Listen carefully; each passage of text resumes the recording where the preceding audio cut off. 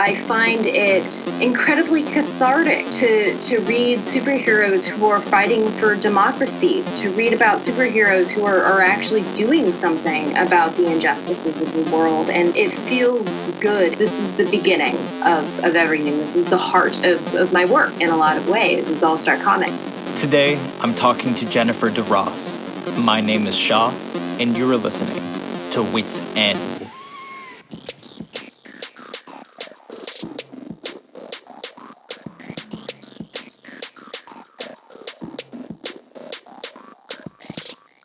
If you don't know the name Gardner Fox, you definitely know his work. Justice Society, Hawkman, Hawkgirl, Adam Strange, Justice League, The Flash of Two Worlds story, the first DC Crisis. Gardner Fox had a hand in creating all of these stories and thousands of other comics during his really long career. He also wrote short stories and novels. Point is, the DC universe as you know it, the foundation for that was set up by Gardner Fox. So today, I'm talking to Jennifer DeRoss, who is an instructor and historian who wrote Forgotten All-Star, a biography of Gardner Fox. And it's a deep dive into Gardner Fox's life, work, and impact. Over the course of the conversation, we talk about Fox's impact, how the collector mindset has changed comics reflecting the real world, our favorite Gardner Fox stories, and a lot more. So I'm going to let you listen to my conversation with Jennifer DeRoss right now. And she sits there and she's telling me about how, like doing a speech it feels pointless. Like, why? It's really hard to keep that motivation high. And I have so much respect for the students who just keep trying. It's a situation where your priorities are you're checking out your priorities. You're seeing what's important. It's like this assignment, it doesn't feel like it's worth the time putting in versus like the safety of my well-being or something. Yeah. Survival versus a school assignment. Yeah. I did want to jump to your book though, and it's something that you covered when we started talking, but Gardner Fox is someone, he's interesting because his background is, he came from a family that was well off. He didn't really have to struggle too much, but he was still conscious of, racial injustice and like gender equality. And even though you go back and read those comics, people will say like, oh, they're just silly like superhero comics. But he put in situations that are still big issues today.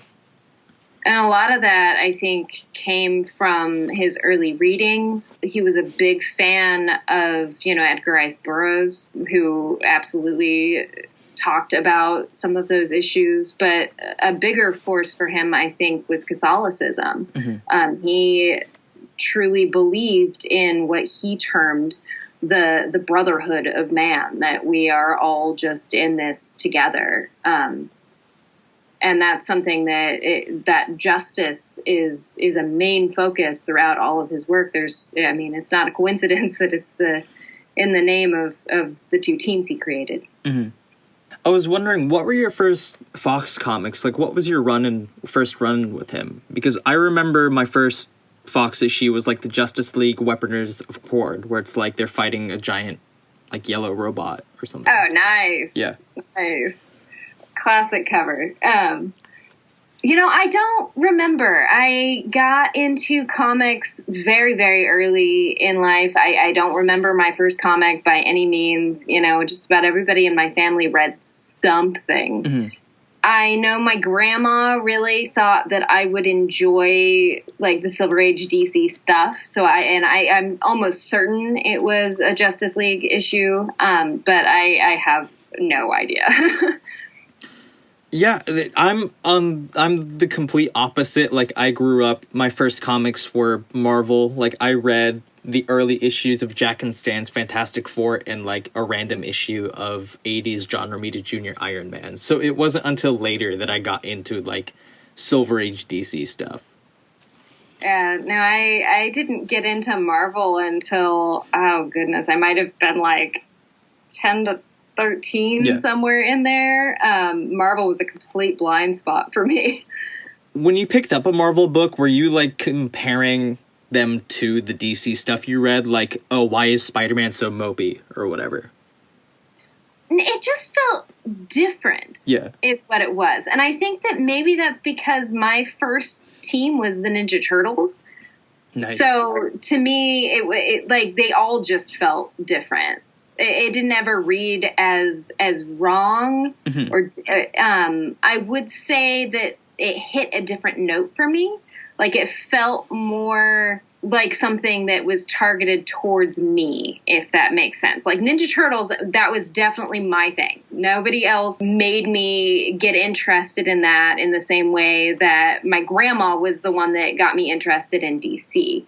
You know, like, she was the one who brought home those Superman and Aquaman cartoon and introduced me to the Justice League and Wonder Woman. She really thought I'd love Wonder Woman when I was little. But X-Men and Spider-Man and all of that felt more age appropriate, perhaps, is the way to put it.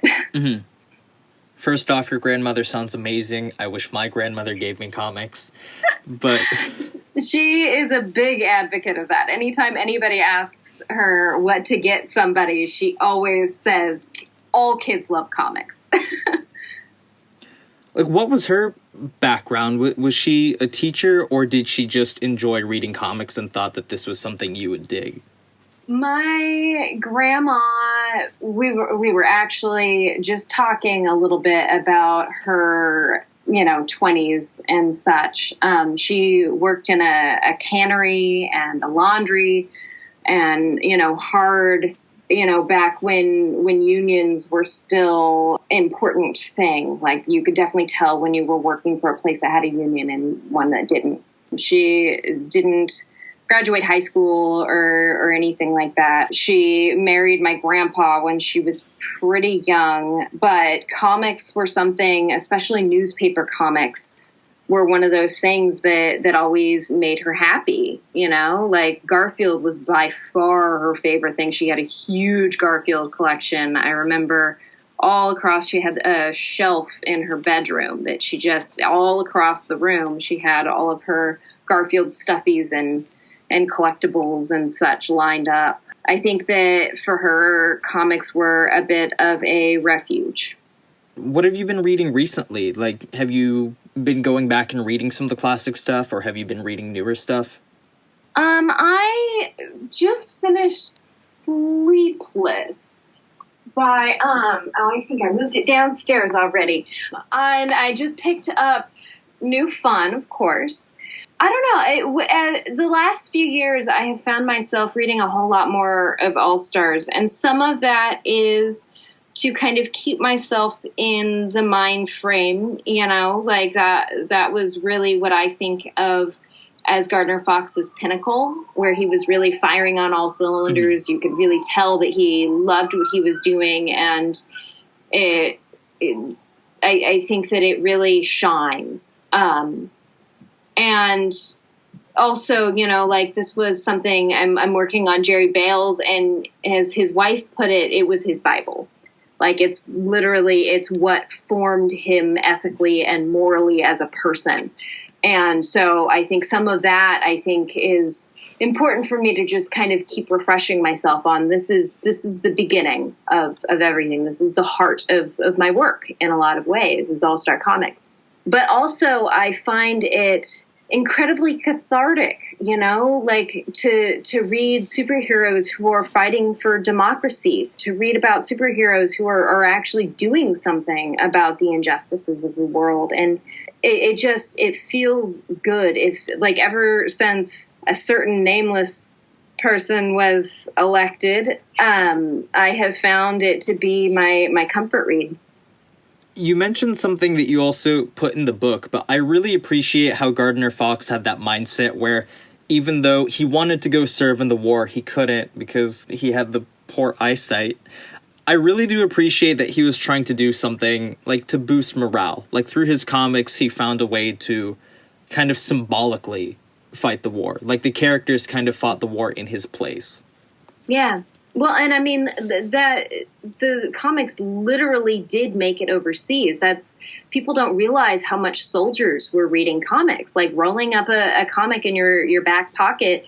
That throwaway culture was actually a huge asset. There's all kinds of stories about, a comic, like stacks could be sent overseas, right? Instead of just a few books, like you could send a whole bunch of comics, and it didn't matter if people were ripping the pages and sending them down the line because it was a throwaway culture. So the entire down the line would be reading one issue. And so while Gardner Fox didn't serve, but his words absolutely did the job for him in a lot of ways. Comic books have developed, they're way different now than they were then. But, do you think that the collector mindset has impacted the accessibility of comics? I do. I have a lot of complicated feelings about collectors because I almost want to go Indiana Jones, they belong in a museum if they're that expensive and important. And if we can see this level of value, I don't understand why the 1% shouldn't be owning these comics is, I think, what it comes down to, in my opinion. That was one of the things that I really admired about Jerry Bales is one of his big projects towards the end was to microfilm comics. He firmly believed in the importance of making comics readable.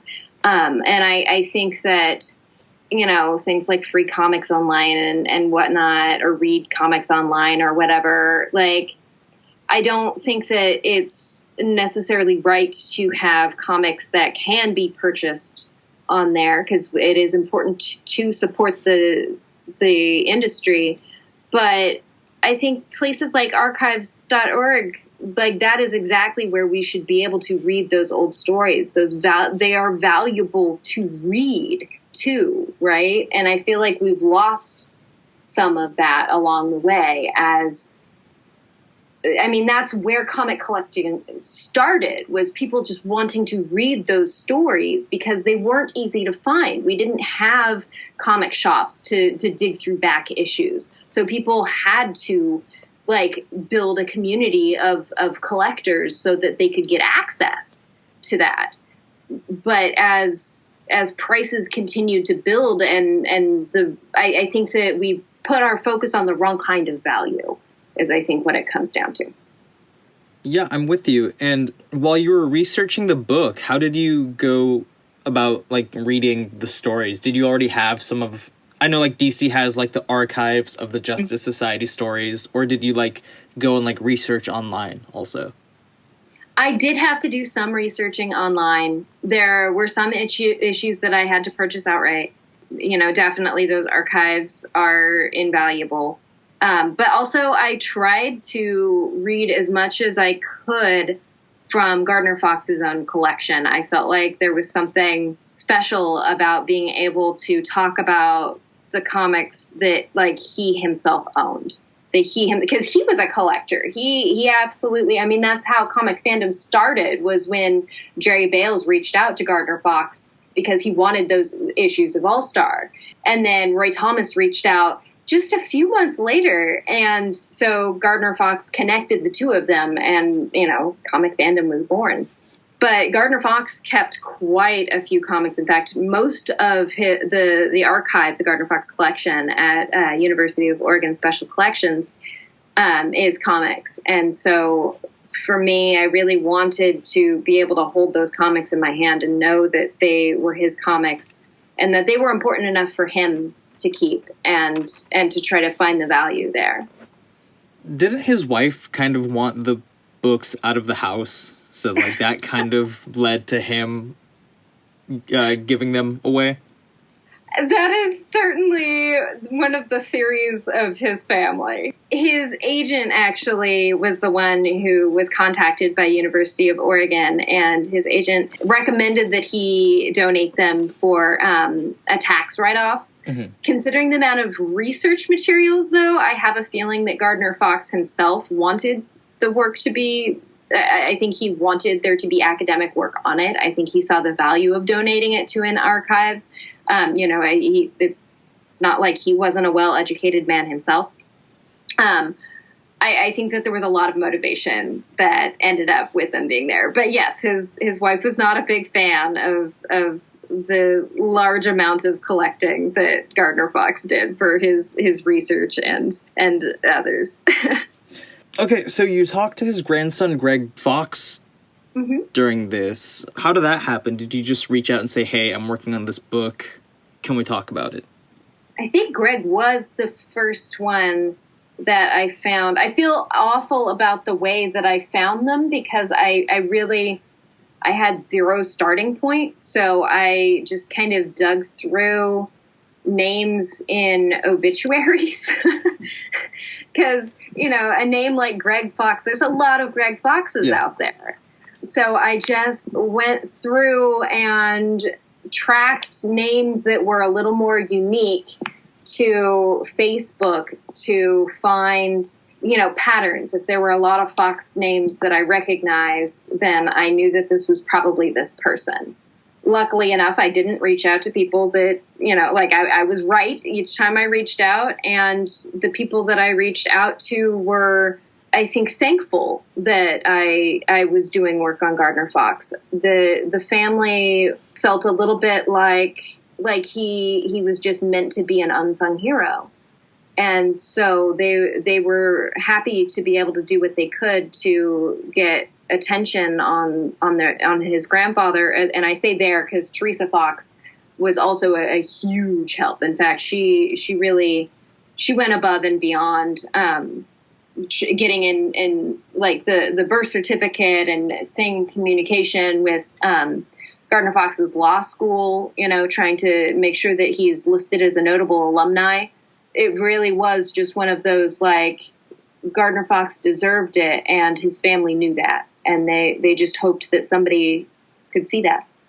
The Justice League movie has been popping up a lot recently. How do you feel about the re-release coming out on Gardner Fox's birthday next year? I love it. I kind of could care less about the Snyder Cut. Yeah. I feel like, I'll probably watch it. I'm curious to see how much of a difference there really is, but I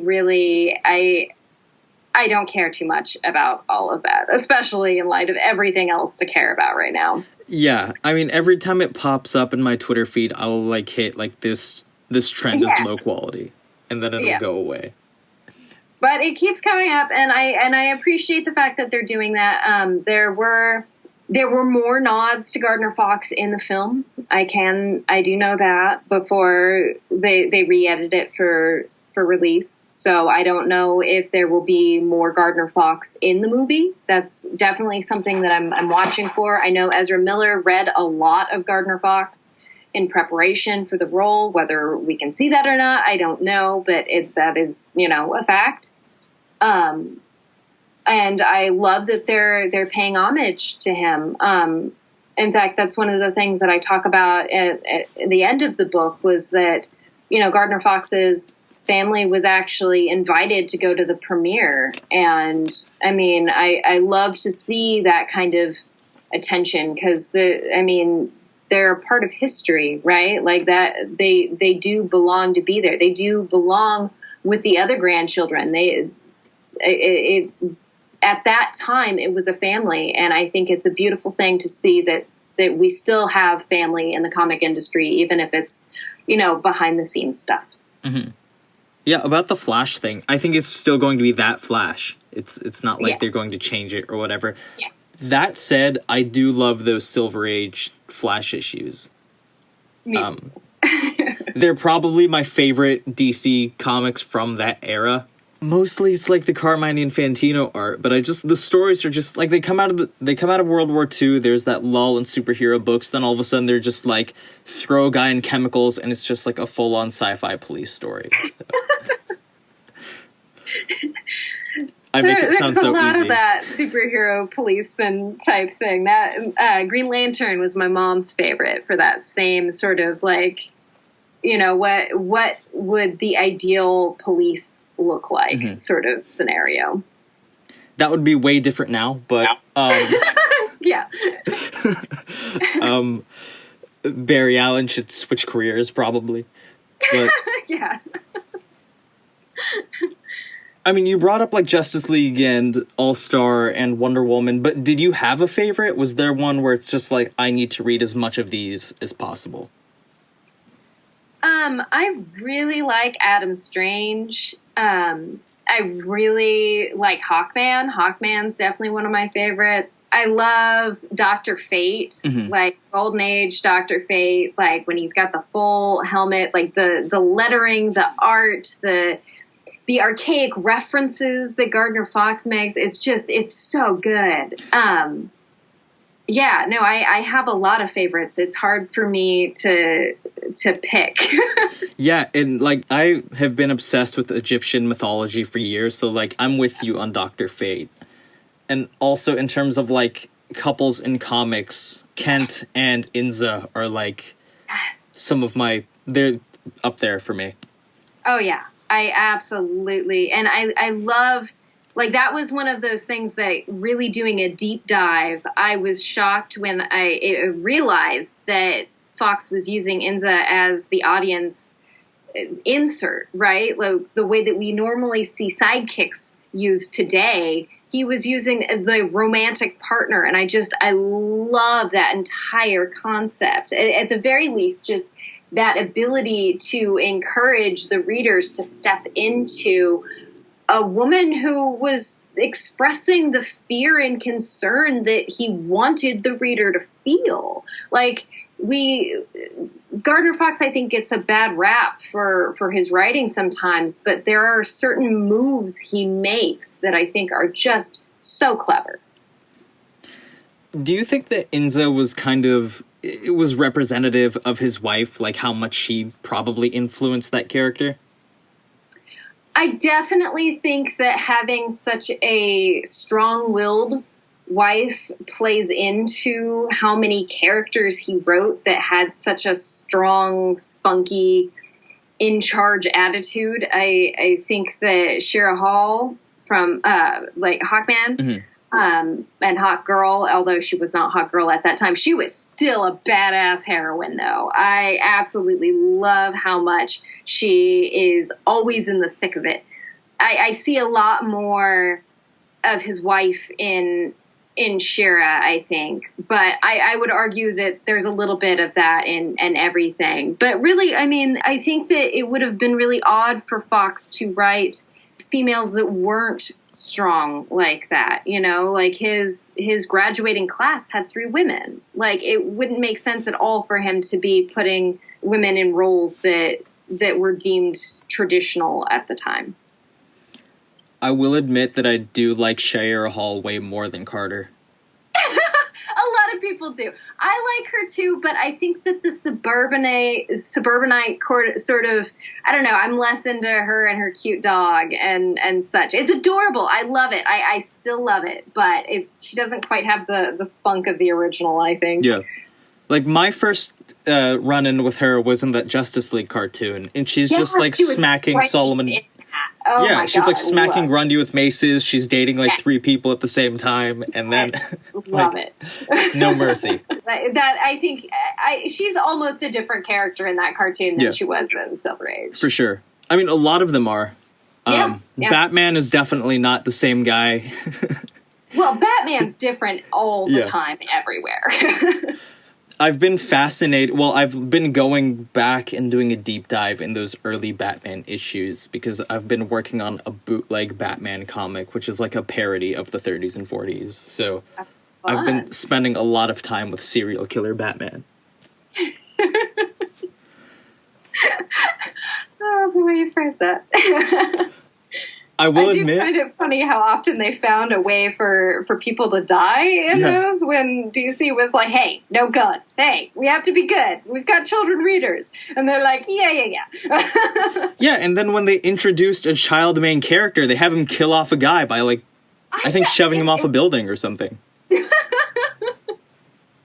Well, I mean, Fox even did some of that stuff in the Silver Age, too. Like, it's really... He preferred Batman to have a harder edge. Mm-hmm. Batman with the purple gloves trying to be all intimidating, like, that is prime Batman right there. I don't think enough people appreciate that era. I agree. Gardner, didn't he create Dr. Death, though, from those early stories? He did. His first arch-villain. I think he showed up twice, and then they were like, no, we'll just use the Joker, we're good. Yeah, not all of the things that Fox did took off. Yeah. You know, Joan Williams, the first fiance/romantic partner, was also kind of just forgotten. Yeah, she showed up randomly, too. I think there was, like, a Red Monk story, and she showed up. And, like, they don't really explain it. They just kind of throw it in at the end, where it's like, I'm Bruce Wayne's fiance, and you're like, okay, sure. Yeah. I mean, but the Batarang stuck around, and that was all Fox. Like, I was reading your book, and it kind of... Like, this was what was interesting for me, is how he used Wonder Woman, and how William Marston said, no, I don't want anyone else touching this character. Mm-hmm. What do you think about those early Wonder Woman stories? Because they still kind of have an influence today, but they're not, like, they're very specific to, like, Marston's idea. Yeah, I mean, he was working through some pretty complicated theories, is the way that I think it can be best understood. Professor Saunders, who is like my idol / teacher / mentor and all of that, he breaks down Marston's book, The Emotions of Normal People, which, if that's not a red flag, I don't know what it is.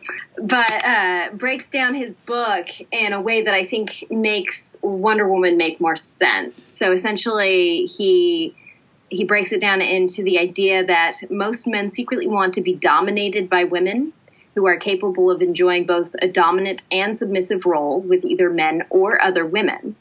Moreover, because women are capable of taking up this dual positioning, experienced women should become love leaders and teach others, especially men, how to take pleasure in submission, thereby benefiting all humanity. So he's basically exhibiting that through both sexual and social forces, which is why we see all the bondage and whatnot. And so if you can kind of try to look at it from that lens, the sudden, like, spanking, and especially, I remember, like, for instance, there's a scene where she's blocking a door, and she basically makes the analogy that the people who are trying to break in through the door are spanking her. And it's just this great moment if you think about it in that lens, because it's one of those, like, she is controlling that situation, and she is deciding how she interprets that violent action or that threat of violence against her in a way that she has control, right? And so there's a lot of moments like that. And I don't know if Fox was aware of everything that was at work there. I doubt that Fox was reading Marston's work, you know? I know he read some Wonder Woman in preparation, but I don't know how obvious that is, you know? Yeah. And so for Fox, that was one of the things that he wrote out of the character. In fact, he flat out has Wonder Woman saying, don't play snap the whip with me, I don't like it. You know, like, he has her, like, taking control by refusing to let people harm her. And so I think they just had different visions of the character. I like the Golden Age Wonder Woman stuff. I think there are some beautifully interesting, surreal, like, it's working on a different plane in the same, like Phantomas and whatnot. Like, there are some really cool, surreal moments, like, you know, Wonder Woman and a giant kangaroo. Yes. and they, like, things like that, they're fun to read and they're fascinating to read. And I think you get a lot more mythology and a feminist rewriting of mythology. I think it's just a different kind of reading is what it is. I was wondering, like, out of the many incarnations of Wonder Woman, if you have any that stick out to you. I really like what Rucka does with the character. Yeah, with Liam Sharp. That's a good one. Yeah. I think that there's a right amount of mythology. It's almost urban fantasy in that way, where we get an incorporation of the modern with the mythological. And I like that she's an author. I like the fact that she, her sexuality is put in the forefront in a way that I think is really powerful. Like reporters asking her if she has a boyfriend and she's like, no, and I don't have a girlfriend either. Like those sort of smart little moments I think are crucial. And I think that Rucka really does a good job of showcasing the way in which she tries to lead through love, which is something that I think gets lost when we've got, sword wielding Diana. Yeah, especially recently, like that. It's more warrior princess than it is like symbol of like love and empathy. Exactly. Her whole thing is supposed to be about reformation, that nobody is completely lost. And it's hard for me to see her being so willing to kill when that seems antithetical to her very core. Mm-hmm. I don't know if you've seen Stargirl recently. That's like, I love Justice Society, and that's like another adaptation of that. Mm-hmm. I watched the first episode. I haven't watched the second one yet. Yeah, I haven't either. But what did you think about that? I love that it's not like dark and gloomy. It's optimistic, kind of corny though. It is. And the bright colors and what I love. I don't know. I struggle because that opening was just amazing. I was so like in the moment. I tried to keep myself as blind as possible because spoilers, I feel like they help you build expectations that can then be disappointed. And I would rather just go in and enjoy it. And the spotlights that they put, like Wildcat, I did not know. And I didn't expect, like, that was our first person that we meet in the Justice League, like, or in the Justice Society. Like, how much does that influence? And like the Hour Man getting such a highlight. Like, it's one of those, I really loved that. And I hope we get more nods to that, because those are characters that I don't think everybody is aware of. Wildcat, especially considering how much Black Canary and all that has taken off. I would love to see him get more of the spotlight.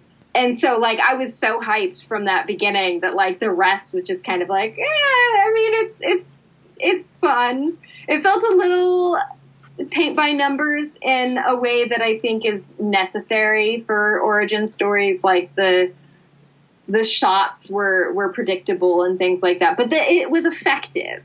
I'm not sure how I feel about the sentient staff. That is a weird one. I love Starman, too. I think Jack Byrne's art is just amazing. The costume design is amazing. I love the astrological focus that Gardner Fox brings in. It's fun stuff. And so I don't know exactly how, but that's one of those, like, how much, I want to respect it as its own thing. And I think that it's doing its own thing, and it's what I think is.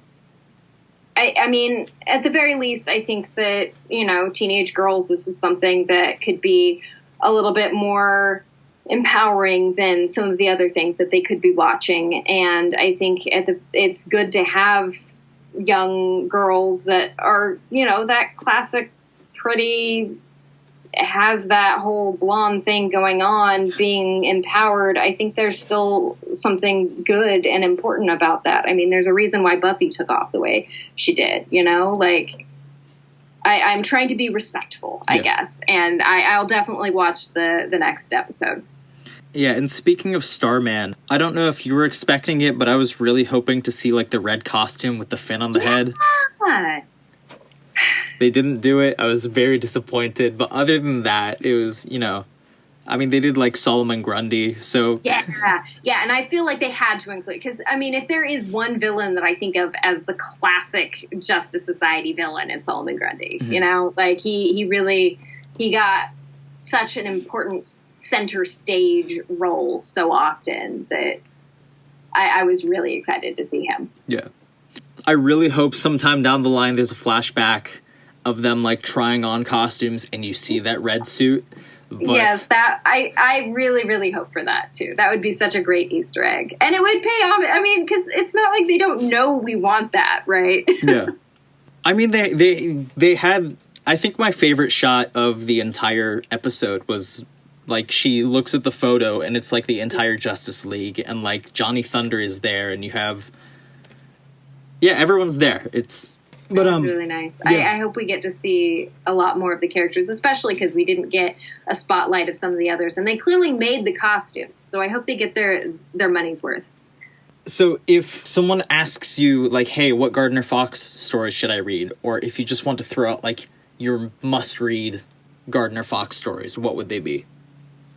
I mean, I think A Flash of Two Worlds has to be at the top of that list. I think it gives a good look at the things that Gardner Fox cares. I mean, the multiverse is discovered because the Flash was entertaining some kids, you know, like he was helping. He was like, you get that glance of Gardner Fox caring about service, and you get that introduction of the multiverse, which is a huge, I mean, yeah, we have Crisis and all of that. That's Fox. And so I think that's a great jumping in point. I also think maybe the third issue of All-Star, you know, just getting to see the Justice Society, that first superhero team, I think is pretty crucial. Yeah, we were just talking about Solomon Grundy. Solomon Grundy goes on a rampage from Showcase number 55. Fox won the Alley Award for the Best Novel in 1965 for that. I think that would be a good one. Certainly one that comic fandom at the time would have voted. And I think something Adam Strange would be important too, just because that was something he really, really cared about. Yeah. The Man of Two Worlds issue is, it's like the split cover where it's like, half of it is, I think, Earth is blowing up, and the other half is Ran, and it's like, what should I do? Yeah. That is a classic cover, and a classic story. And, I mean, because Gardner Fox, he was responsible for a good chunk of the science fiction craze. That he and Schwartz worked very closely together. You really get to see Gardner Fox playing with science in a way that's really fascinating in Adam Strange. Some of it is quite accurate. And so he got to play educator in that as well. Yeah, and I, like, back to the Flash comics, I loved Barry's relationship with Jay. Oh my god, yes. They're so cute. Yeah. Like, there's so much excitement there. I prefer Jay and Joan over Barry and Iris, because they're... In those issues, Barry and Iris are kind of a mess. All Iris does is badger Barry, no matter what he does. And then, like, Joan and Jay have been together since college. They have. They graduate together, which I love. Just getting to see Joan in the cap and gown and talking about going off to be a big assistant in a science and like I love that. But at the same time, Joan was awful at the very beginning. Like, she had no interest in Jay. He really had to earn that. And I think that's one of the things I like most about Jay is he kind of is the first Spider-Man, in that he's just like this quiet, geeky guy who, like, his first use of his powers is to go get a book from the library for the girl he wants to be his girlfriend, and she wants him to be a football star, you know? There's something I really enjoy about that. And the fact that, and I mean, obviously Lois Lane and Clark Kent have a similar dance, but that empowered, I think that it's harder. We still have a tendency to ascribe bitch sometimes in cases like that, because showing strong women can be difficult, the way we read them. But Iris, I do think, seems, I don't know, a little more snippy, perhaps. She's not a good reporter either. there are a lot of ethical problems that she faces in those stories. Yeah, and like the relationship between Jay and Joan, that has to be pulled from his personal experience with his wife. I think so. Yeah. Which was interesting because it is one of those like reading between the lines of people talking about her being difficult and things like that. She was supportive, though. Like, in those Flash issues, Barry would come over, Jay would be, like, hanging out in his costume, and she's just like, okay, guys, you want to go fight crime or something? Yeah. And I mean, I think that there was something similar going on in the Fox household, too. Like, his wife would absolutely go and make him and his editors coffee while he was fencing in the living room and such, you know, like Gardner Fox's wife even did some typing for him. So did some editing and such so that she could collect Social Security. Do you think like these issues where Barry goes to Earth 2 to hang out with Jay is like a metaphor for Gardner Fox hanging out with like Sheldon Mayer? Oh, that's an interesting. I hadn't thought about that. Maybe. I don't know, because they were closer in age, and that was, you know, like Gardner Fox did hang out with some of them. You know, Vincent Sullivan and whatnot. Like they went to elementary school together even. So I don't know if we'd still have quite the same mentor type role. But yeah, you may be onto something there. I like that. I'll take it. That makes me wonder, like, who Vandal Savage is. Like, Dick Giordano, maybe? They have the facial hair. I have to go through and look at those old bachelor party photos again. Is there anything that you want to throw out there, like, where people can get the book or, like, whatever else you're working on? So the easiest place to get the book is just on Amazon. There have been some comic shops that are carrying it, but it's one of those, I can't know where you're from, and if, you know, so Amazon's the best place. And then, yeah, as far as further projects, I'm currently working on a biography of Jerry Bales.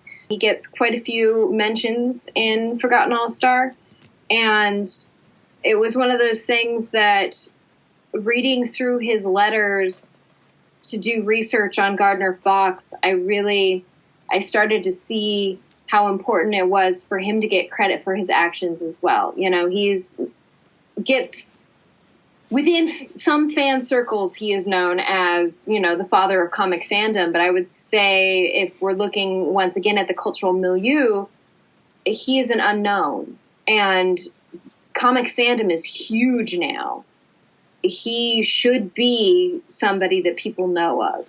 You know, he's the one who put us all together, right? More than that, I think that he's the father of comic scholarship.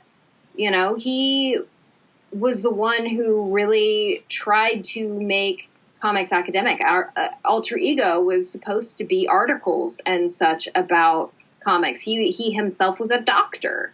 You know, like he was yet another well-educated man who saw what comics could be. And I think that it's important for us to remember that comic fandom and comic scholarship are not as separate as it might appear. And what I appreciate about what you've been doing with the Fox book and also what you're going to do with the Bales book is put focus on people that if you haven't been reading comics your whole life, you might not know who they are. Like, yeah. For instance, at this point, I feel like if you don't know who Jack Kirby is at this point, you're lost. I'm glad there's going to be like a New Gods and Eternals movie coming up. Some people might just like the Justice League cartoon and they don't know who Gardner Fox is, or they think Zatanna's rad and they still don't know who he is. I do appreciate that this book like does a deep dive into like who, what, and why. Yeah. Of Gardner Fox. It's one of those things that writing a book can be really scary in a lot of ways. You know, there's a lot of things that I wish I had done better. I did what I could do under the circumstances. You know, I was getting a master's in English and certificate in teaching effectiveness and getting a job, and I'm a single mom, and I've got all of the, I did everything that I possibly could, but in the end, like, I can rest easy and not focus on all of those things because this is bigger than me. This isn't even about me. This is, Gardner Fox deserves to be talked about. Gardner Fox deserves to have credit for the things that he did. And, you know, as big as all these characters have become, I think it's only right for us to know the people who put them on this earth. You can find all of Jennifer's information in the description of the episode. Her Twitter is @JenniferDeRoss, and be sure to check out her book, Forgotten All-Star, a biography of Gardner Fox. Like she said, you can find it on Amazon. If you've ever picked up a DC comic or watched a movie with DC characters in it, or watched like an animated series, and you want to know where these characters came from, definitely check it out. It's a goldmine on information about Gardner Fox, and I highly recommend it, as if that wasn't clear enough. So, as always, you can follow me on Twitter @_ShawComics. You can follow the podcast on Twitter @WitsEndPod, and be sure to check out the website, witsendpod.com. There are full episodes, reviews, write-ups. It gets updated regularly. And if you have a free second and want to give a rating or review on iTunes, I would greatly appreciate it. But other than that, thank you for listening and take care.